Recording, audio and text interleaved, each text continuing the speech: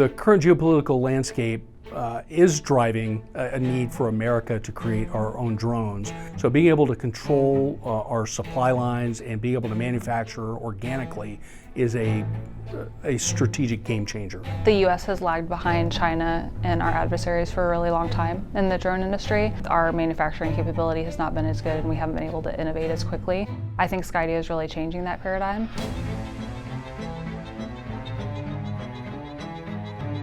So reliability, scalability, and security do drive the vast majority of decisions that we make here at Skydio. We use the system as soldiers would use it. We make sure it's reliable in the way that they would need it to be reliable, and we do the testing to back it up.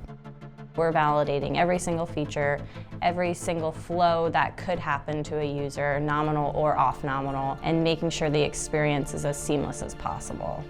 More so than any other vendor I've ever seen, we definitely optimize around cybersecurity and ensure that our customers can trust us.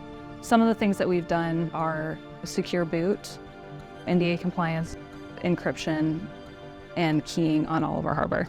We are the largest drone manufacturer in the United States, and we have been able to achieve a level of scale that no others have. So that is a tremendous differentiator. We just have a lot of urgency.